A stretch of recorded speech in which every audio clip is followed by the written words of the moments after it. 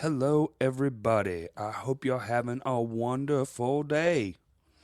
Yeah, I'm sure you are. It's Tuesday. It's probably nice outside. I haven't checked the weather, so let's just say yes.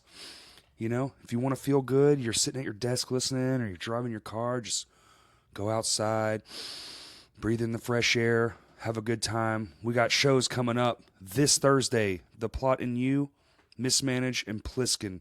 Those two local bands, they have tickets for sale. Get them right now. Hit them up right now. Pause this, call them, get your tickets. It's $15 advance, $17 day of show.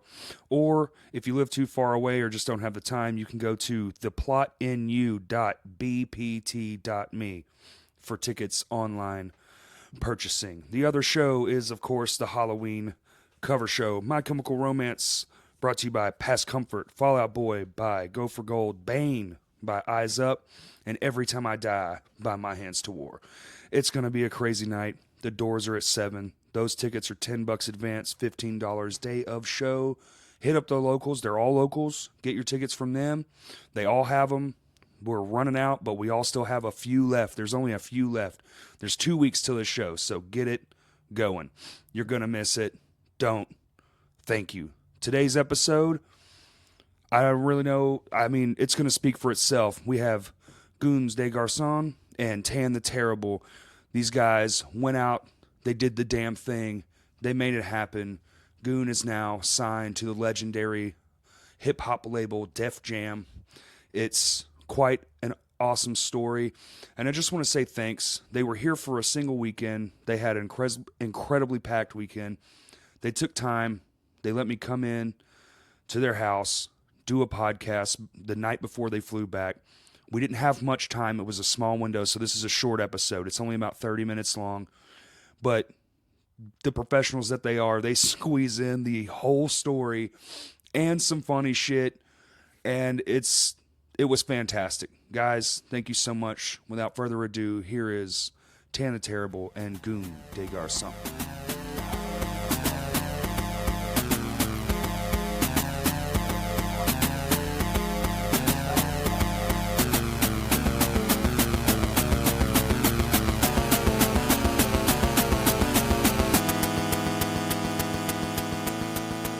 Is it always this crazy here with you guys around?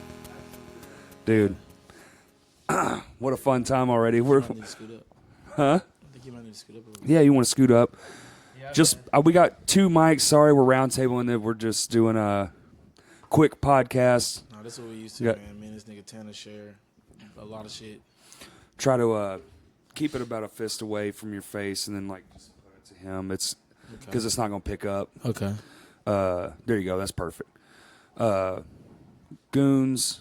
How do you say the whole name, man? My name is Goon de Garcon. Goon de Garcon. Okay. I'm from Palm Bluff, Arkansas. But I came up out of Little Rock, Arkansas. Right.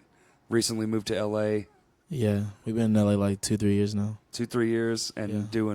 making big waves. Yeah, just now. Like just this past like couple months ago, like in February, I signed the Def Jam. Before that, we was like typical story, broke as fuck. First apartment was crazy, terrible. Looked like a concentration camp when I see like the Snapchat memories from the time 2 years ago. Tanner, he was like, yo, I gotta get the fuck out of here. This shit is too crazy. Tanner like took it like a year off, came back, got his mind right, came back, signed the deal. Like, yeah, like shit before this was crazy, but we just not really starting to get into like the new place we're at now. New apartment. Yeah, I mean, we just got a new apartment in Hollywood too. Oh, damn. Hollywood. Yeah. So what was the... So when did you start... When did y'all start performing and stuff like that, like around here? I know y'all were local artists. What was the... I met this nigga Tanner at a Big Sean show in fucking 2010. Shout out Rock City Kicks. Yeah. Yeah, I met this guy at Rock City Kicks in 2010, and I walked in by myself, and there I saw him, and I saw Scooter, and then I saw Cool Chris. I saw Cool Chris, and I saw Goonie, and I was like, these kids seem pretty cool. Let me just talk to them and just chop it up with them. And I never thought like a year later we was be doing like a year or two later we did our first show ever in Little Rock with G-Eazy and Lothrax and Black Party, and it's just crazy. That's when y'all the Weekend Warriors. Yeah, we was the Weekend Warriors, and we was doing basement shows at the ACAC downtown. Shout out ACAC. Where the Oak Forest Vintage is right now. Right. The basement of Oak Forest Vintage is where we did our first show. That's where y'all got y'all started at? Yeah, with G-Eazy. It's crazy. Who is now the famous rapper. It's crazy. Crazy Gemini rapper. Shout out to all the Geminis. Me and Tanner's are Geminis. The other day in LA at a bar that's like a bar that people, like a lot of people just go to. Right. We saw him there. He remembered us. He remembered my grandma's house that we're in right now. Wow. He was like trying to explain to his friends like the craziness behind it, and they just weren't getting it. But he was like, so like, how the fuck y'all here? Like, why are y'all here? Right. Like, why we live here now? You know, like. He was like, yo, just from me seeing y'all and knowing what everybody came from, he's like, y'all did this shit the right way. Like, y'all really grinded up. Y'all wasn't on no, like, weak-ass, lame-ass shit trying to get somewhere fast. Like, y'all really did the work just like, because G was the same shit. Him and his manager just kind of came up with themselves. That's why they was even accessible for him to be staying at Tanner's house Right. in his basement. Like, they came from, like, crashing places for shows. We would go fucking so many places. Like, I remember first before we even moved to LA, before we went to LA, we had like a mini tour where we hit Austin for ACL. We did a show at Playboy Cardi in New York, show in Baltimore, end up in San Diego, and then we also did a show in LA. And that was just off of like us fucking knowing people and having friends in different cities that would book us. We staying at their crib, or like we would get Airbnbs courtesy of fucking Young A. Like, Damn. shit was just crazy. Like, so it was like we had a mutual respect there, us and Jeezy. And I don't know, it was good to see him for sure. That's awesome, man. And He's cool as fuck. so y'all come. I know I'm trying to make this quick, but y'all No, come we're up good with you. playing local shows, doing. I'm sure you had to probably host a lot of your own shows too. So like Fuck the yeah. DIY. I know Fuck hip hop yeah. around here is just not where it probably needs to be as far as Yeah. like. And then we had like a couple of crazy shows, like show series, like, because I remember we had God Vibes, which were the like house parties we would do. They were like fucking, God Vibes at first. those were crazy. And, like, he had started this thing called Fire Room, and then like we'd do like Fire Room 001, Fire We Room did one 002. like one a And month. we'd have like it'd be like this crazy flyer with the video top like. Everyone wanted to do Fire Everyone Room. Like, wanted to perform that shit on our literally Like, was like a fire. we Like, had it went so Snapchat filters fast. With Fire Room with flames on it. And like, this is like, what, yeah. 2016, 2017? Dude, it's crazy. Like, we were really going crazy. We were putting like a lot of artists on their like first stages. Like, that was like a really big thing at the moment, which we were going for. That was the purpose we wanted.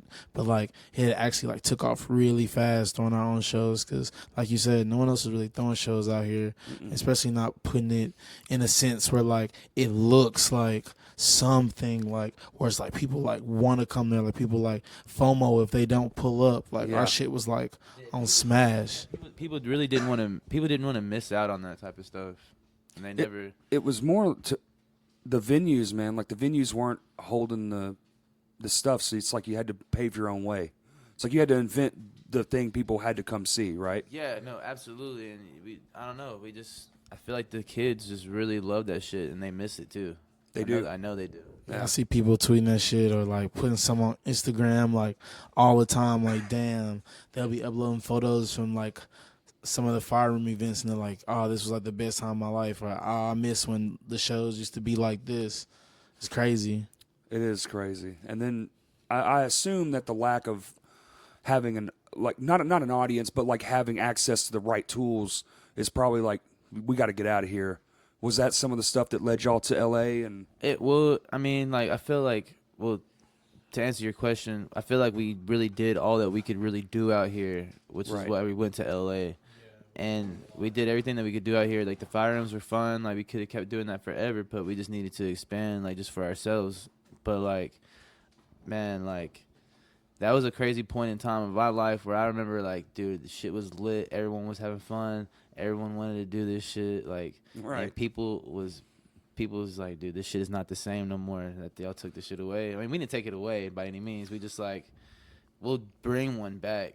sure, You know what I mean? yeah. The demand. Yeah, it's just hard. Like Fire Room was such a like hands-on thing that it was like we couldn't. We wanted to give it to someone so they could keep doing it, but like there was no way with the way Fire Room was that if we wasn't doing it, the taste level of it would be kept. So it was like I'd much rather just like well, I guess we just gotta stop it for a minute instead of like letting it, I guess, kind of go down a bad route, or people kind of ruin the memories people had of it because it was just good. Like because usually when somebody takes over somebody's passion project, it just goes into the dust. Yeah, it's like because they don't have the same passion. Yeah, it's y'all's it's thing. Different.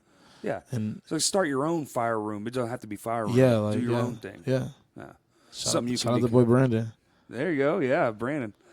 Briggles. Real shit. Love you, buddy. And with the LA thing, also like. Just personally, I never even thought of LA. Like I never even thought of going to LA prior to me emailing Anthony Kilhofer, and he was like, "Oh, I don't live in New York. Actually, I live in LA." And I was like, "Oh shit, I'm going to actually be there soon. Can you can we set up a meeting?" He was like down to set up the meeting. We went out there, all of us. I'm talking about it was a huge clique. Me, Tanner, Young A, Cool Chris, Idol, Hector / Reggie. Like we went on a big trip out to LA for the first time for us to go take this first meeting with Anthony Kilhofer. And like after that, it was just like apparent that we needed to be in LA. Like I just started going fucking every time I could. Like I'd probably take like a month off and I'll be a month in LA. Then I'll go to a month in Little Rock, and then I'll do like a week in LA, come back out here. Then I'll maybe be sitting out here for 2 months. Then I'll go do 2 weeks in LA. And then we just found our way like through going back and forth over months. Like it was like a year of going back and forth. And then it was like, all right, cool. We need to move. Like we met Che Pope, me, Tanner at the craze. I think that was the worst LA experience. We actually was like, it was the worst and the best because that was the last time we went there before we moved, because we was literally in the shittiest Airbnb. Like we had no money. Like we didn't have shit. Like I remember we was on, that's the days when we used to be on IG Live, like asking people to send us money for pizza and shit on PayPal. Like people would be like sending us money. We'll send you a new unreleased like demo if you like Cash App us for a Little Caesars or yes, some like shit. We're bartering our art for cash, like for real. Damn, and it's like we were so down bad, and it was so much shit going on. And then like we went there for a meeting with Che Pope, and it just kept getting pushed back every day. And like we thought we weren't gonna be it almost felt like we went there and spent all that money for no reason. Our homie Rob, who was our then manager, he's from New Zealand. He was about to fly back that day.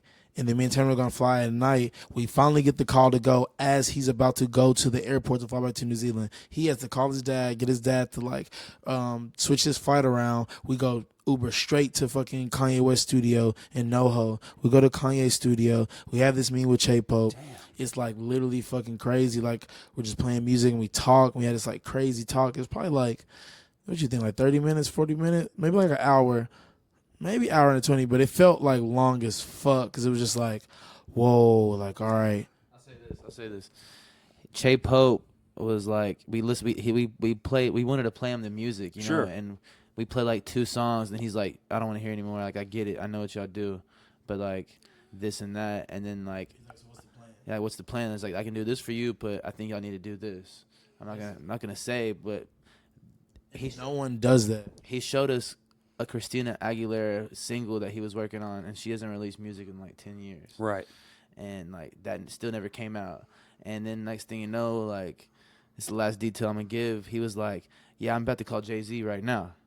And we were like looking at each other like, what the fuck? Just seeing all that shit in real life for the first time and seeing how tangible it was, that was a big factor that led us to the next move. And then also him, like, it's a lot of times you'll take meetings with labels and people that you want to do something with, and they'll just like be like, oh yeah, I like it, or blah blah. It's not really, you don't get much of it. But Che like sat there and like actually like asked us like what was next, like told us, oh I think y'all need to do this, blah blah. He gave us steps towards something while also us being able to visually just see all this shit in real life. And like by the time we left there, we didn't leave there with a deal. We didn't really leave there with shit. But then we left, we felt way better than ever. Well, with the game plan at least, right? Yeah, because it was just like, okay, this shit is real. And then when we decided up, we're gonna move to LA, and we literally figured out And then that was like January, that was December, late December, going into the New Year's of 2017, I guess, or 2016. And then we were moved there by May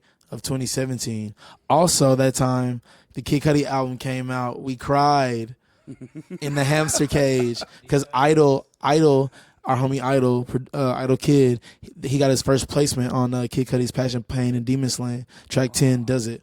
And that was like a real shit. That was like a huge moment for us, being like Cudi fans and like kids of a certain time. Like that was huge. Like we was like sitting there literally going through the works. This was also before we had our meeting. So I think the Kid Cudi thing and the meeting happening same day. Like I want to say it was like morning and night.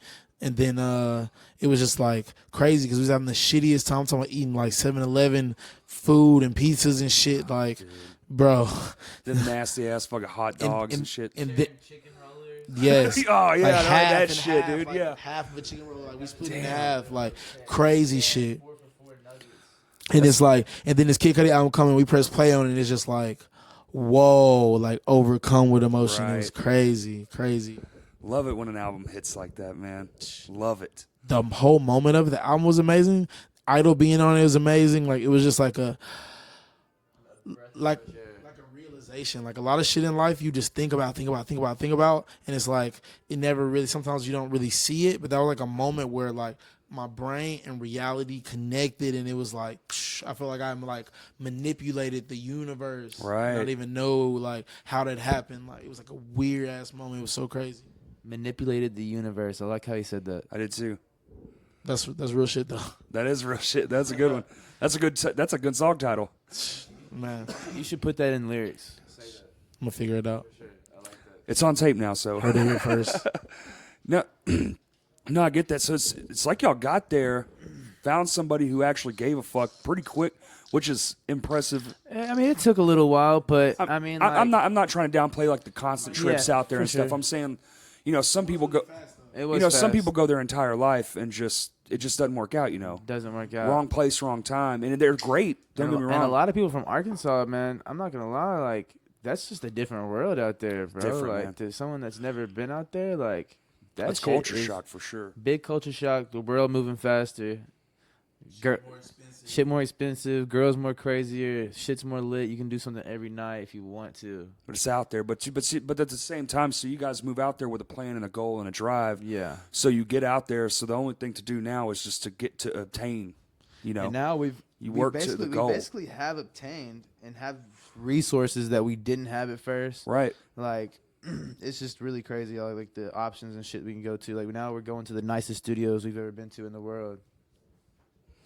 And man, it's a blessing, bro. Every day I don't know what the hell we're gonna do next. Like, it's like, Goon be like, dude, we're going to have a studio we're a session at this studio, Kid Cudi's studio. Like, I'm like, I'm with that shit. Yeah. Or like we had a studio session with Left Brain from Odd Future. Damn. And I'm like, I just want to go to that. Like, yeah. Fuck, like, I just sit on the couch and watch.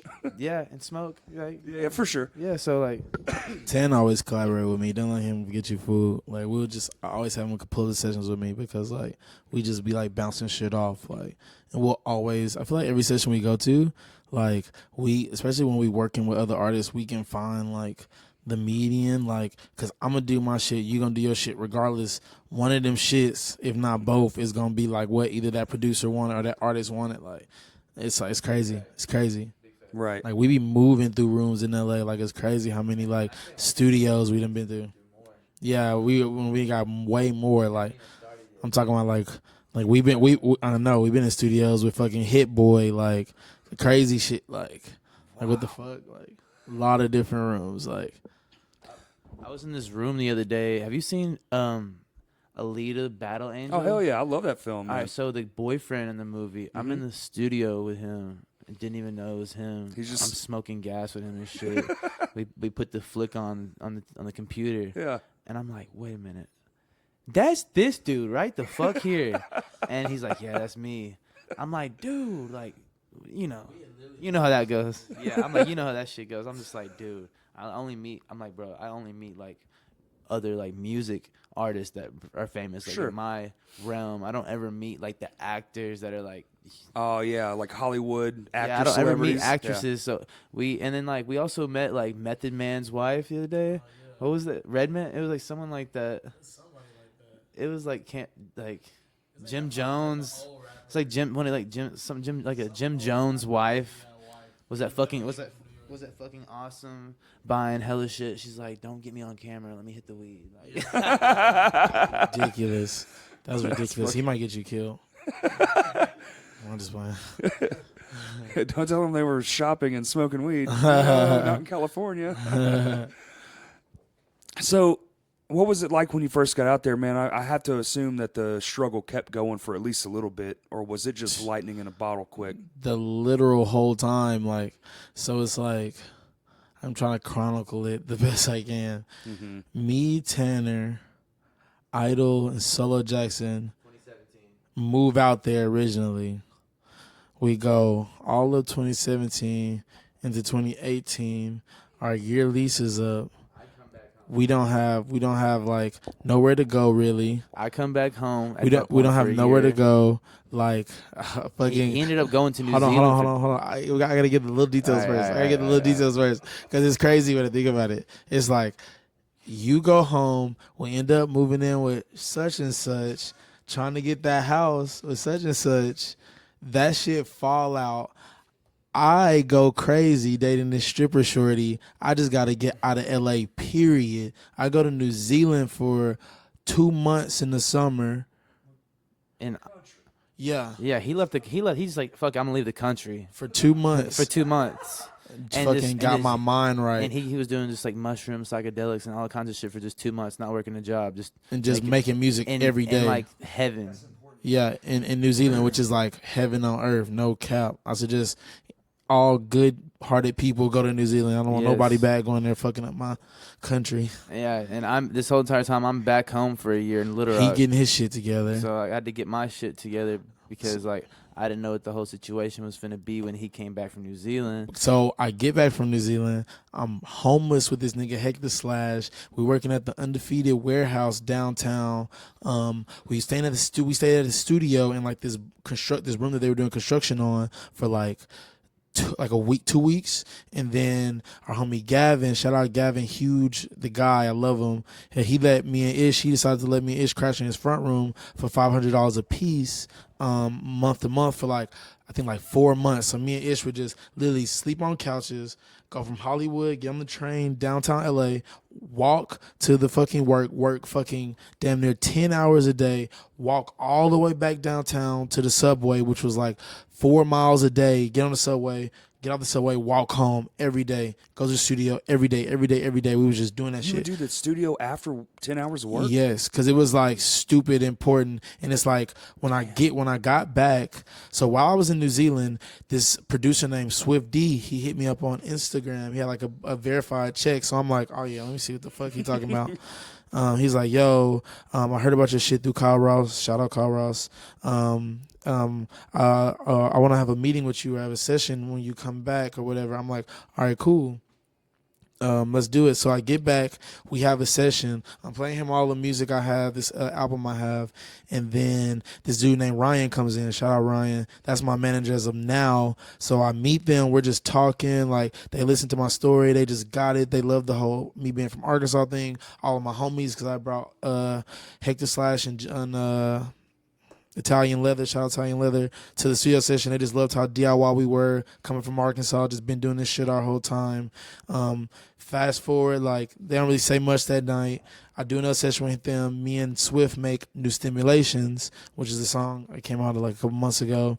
They're like, all right, cool, this is pretty tight. So I come to them, I'm like, yo, I got a video idea. I want to take a Tesla, drive it through the desert, get the fucking flamethrower, be like Elon Musk. Hell yeah. They're like, all right, cool. They help me rent the Tesla. They pay for a Tesla. We get the flamethrower, like all this shit. They pay for the video to get shot. We do that.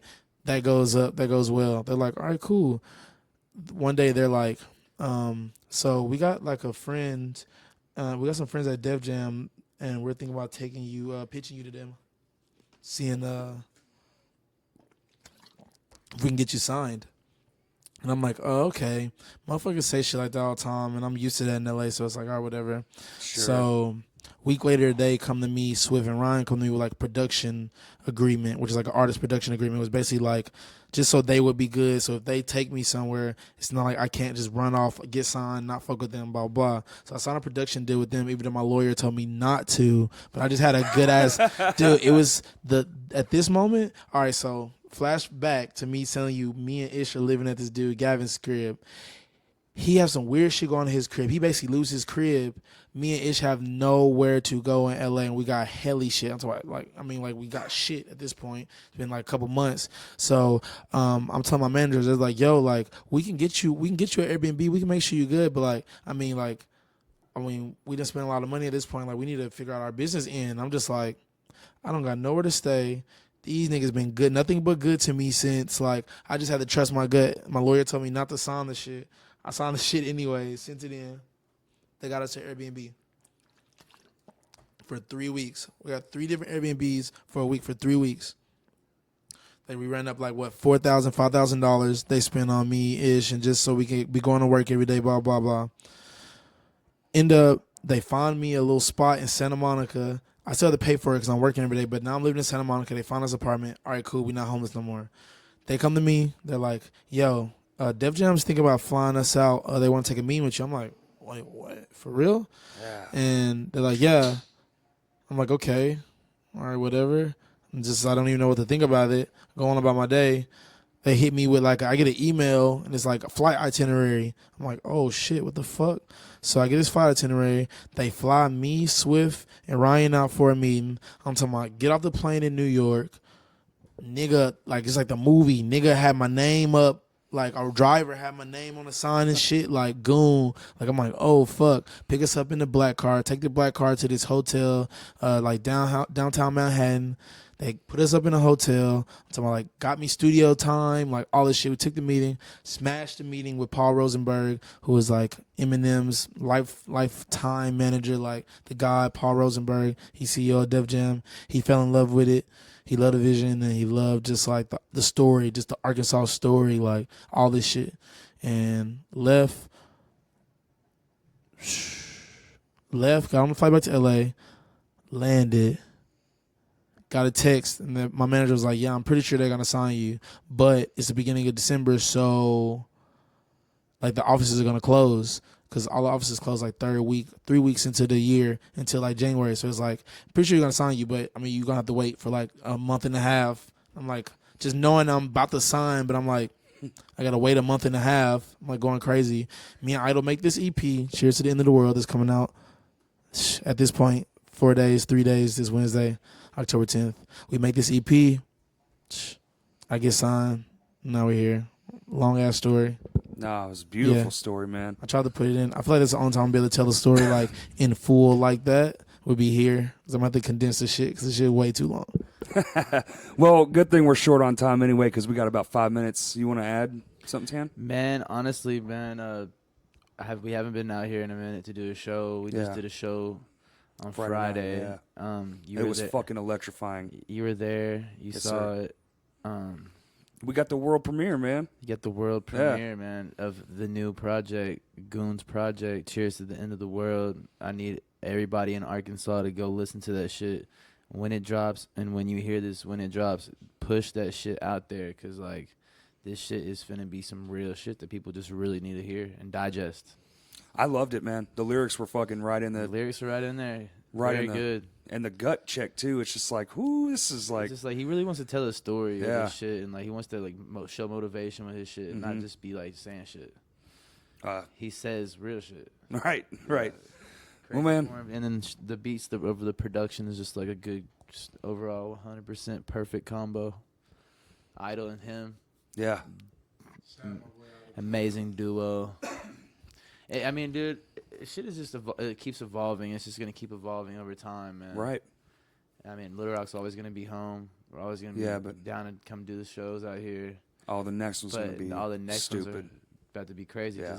This is Goon's first project that he's. We're gonna have to put a bigger fucking room on the map. Yeah, exactly. We were trying to get Rev Room for this show that we had just did, but fuck them, because next time we're gonna go somewhere bigger. Yeah. Fuck them. Arkansas? Yeah, there is. Where? There's a couple theaters you can hit. For us though, we need Ragers. They got open like GA pit style shit. Yeah, they got a little area. Okay, Yeah. I'm with it then. I'll fucking rent a warehouse. I always want to do a warehouse party out here. Right? Niggas Right? do not even understand what that mean out here yet. I don't think people even would. People would go crazy. Select few. Me and this man have had many conversations about that exact thing. I But think you think the people in Arkansas would go crazy. they would lose their fucking mind. They Yeah. wouldn't know what to do. That's like Yeah. a different vibe. That's like the best vibe. It is. I mean, like arenas sound fun. Like I cannot wait to do arenas with Goon. But like the interaction of actually like being right there in front of the face of the Yep. crowds is like you can't. It's undeniable, man. It's undeniable because It's like, in your dude, blood. they're feeling like everything that. They're feeling everything that you done put down on some shit and That's went right. through on some shit, and they're like, oh, like they're loving it more than Energy I. gets They're energy, loving man. it more than I did. It's like crazy. Yep. Feed that monster, man. Yeah. You're creating a monster when you're in those rooms. We create many monsters when we're in rooms. Guys, yeah. The pit thing too threw me off too because I was like, "What the fuck?" Yeah, we got People we are got, straight. we got pits at our Yeah, shows. pits.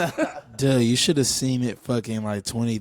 I'm talking even our early days, 2014, 15, 16. Like, we used to be having crazy pits and Vinos, like, off our old shit. Like, Right. I'm talking about crazy pits. I feel like, we used to be stage diving like Hell 2014, yeah. 2015. Like, we ain't did that shit in a minute. This is 'cause- crazy. Y'all bring like that, I don't know, almost metal vibe of energy. Yeah, you know it. You know? Corey. You know it, Corey. You know- Yeah, it's definitely like a metal. It's like a new age metal. It's like I don't know if I wouldn't. Yeah, it's like Yeah. punk. It's metal. Punk. That's exactly what it feels like. Yeah, it's watching punk, you it's was like metal, watching it's a punk hardcore, show. it's anarchy, Yes, it's like, anarchy. it's hip hop, it's all mixed into one fucking basket. Dude. And what a great time to blow up too. Like, I just want to say congratulations. And y'all We're are gonna going put this crazy. place back on the fucking map for a good reason. The For last sure. shit we got was bullshit, but I'm fucking proud of you dudes, and thanks for working hard and representing your state too, and that means a lot. Because I know Sheesh. we're at our time here, but yeah, man, you guys are gonna do fucking amazing things. Thank you. It's awesome. Yeah, I appreciate it, Corey. Yeah, man. And anything we can do to help, just always let us know. We'll throw the fucking we'll fucking rent the arena ourselves. Fuck them. Shit. Yeah. Hell yeah. That's next up. That's something that I feel like not that many people from Arkansas has done yet. I'm not gonna say any names, but like, if anyone can name one, let me know because I don't know anyone that's hit the new Simmons Stadium. Yeah. Educate us. We'll figure it out. Also, Yep. be ready for the billboard. All right, plug where people can find y'all real quick. Yo, you can look Goon up on Spotify, Google, everywhere in the world. Just type in Goon de Garcons. It's gonna be the first thing to pop up. You can look up the boy Tana Terrible everywhere, worldwide at Tana Terrible. Apple, Spotify, SoundCloud, anywhere. Oh yeah, Definitely Twitter, Twitter, too. Instagram too. Don't forget, definitely hit our socials. We need the algorithms going crazy. Comment on all of our pictures, all of our posts. Share that bitch, like and subscribe. Yes, like and subscribe, and turn on post notifications and post nut notifications. Yeah, real shit. Also, like and subscribe to Crash Talk. Thanks, man. You guys, hey, seriously, thank you, and everybody else listening out there, thanks for listening.